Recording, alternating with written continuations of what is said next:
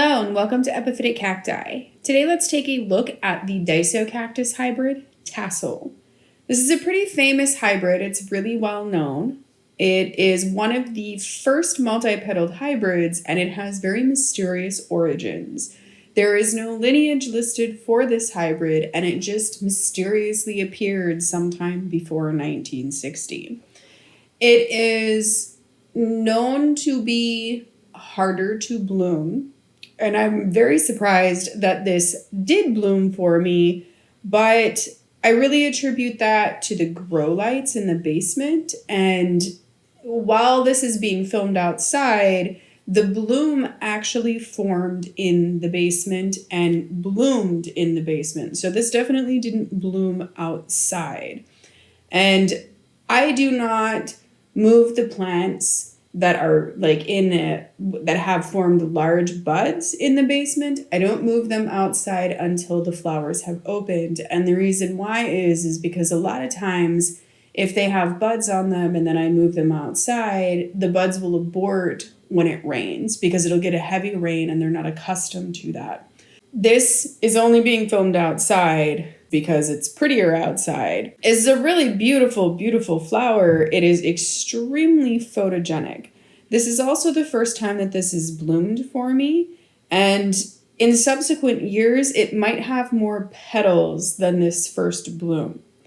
I purchased this from Kakteen-Haage as a single cutting about 3 years ago. The reason why I imported it from Germany was because I couldn't find it in the United States. I have noticed that it is much more readily available in the United States now. As you can see, when you look at this plant, you can see the original cutting and then maybe 4 branches growing in the pot. It is a super slow grower for me.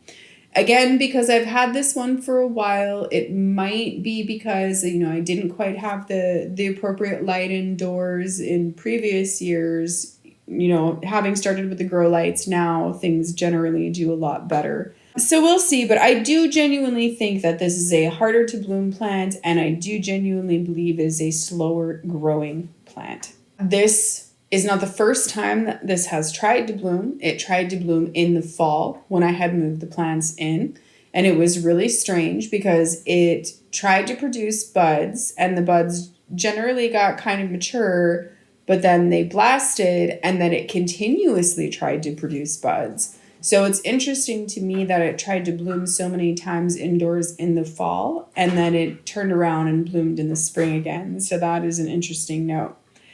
Why don't we zoom in and take a closer look at the flower? So this is a little bit hard to see here, I think because of the ruffled inner petals and stuff and because of the kind of crazy spray of stamen, but there is somewhat of a darker color towards the base of the petals, towards the throat here. It is kind of a darker pink, maybe a little bit of a strawberry kind of pink. The throat on this hybrid is green, and you can see that the way that the stamen are, they're just really kind of messed up, and you can see that the stigma, what I like to call the little phalanges here, they're also kind of messed up and weird, and it looks like they have more of a little phalange than they should have. This is something that I commonly see on double flowers. And you can see whatever this weird little thing here is, like it didn't know whether it wanted to be a petal, it didn't know whether it wanted to be a stamen, so it just ended up being a weird little thing. And you see that kind of thing sometimes. There is a darker color in the back petals. It's kind of peach, but it's not really peach. And you can see how the back petals are curled backwards. So they have like kind of a cascading appearance to them. And they are much longer than the inner petals. So as we kind of look, come towards the inside, the petals, they start getting shorter and shorter and shorter. And you can see on the petals, there are some strange little crooks and crannies and stuff like that. What's going on there is that there are so many petals here that when this is forming, it's very cramped in there. So it will develop these little crooks and then it will develop kind of an irregularity in the petals because they're getting a little bit deformed because of the lack of space. And you can see that most of the petals have, you know, kind of that, like the outer petals are that kind of darker pink, almost a peach. You can see that the inner petals, they have a mid-stripe that is running through them that is about the same color. So it's almost a peach. Why don't we take a look at the side view here, because this also has a very sexy side view. Here you can see just how beautiful that is. And here you can see the very distinct, what I'm talking about, the beautiful curling back, like cascading of those back petals. It is absolutely gorgeous. And you can see how much longer they really are. And then the front petals are really forming just kind of a funnel form. So it's got this really, really beautiful, interesting side view to the flower. And even the back side of this flower is absolutely gorgeous. Swirl of petals that you can see, just crazy beautiful. This is an absolutely gorgeous, gorgeous flower. And as you can see, it is not a small flower by any stretch of the imagination. However, one of the reasons why this flower might be as large as it is because it is the only flower. If there is only one flower, what will happen, or if it's the first flower, what is happening is that the plant is actually just kind of putting most of its energy into that flower. So you can end up with a flower that is much larger.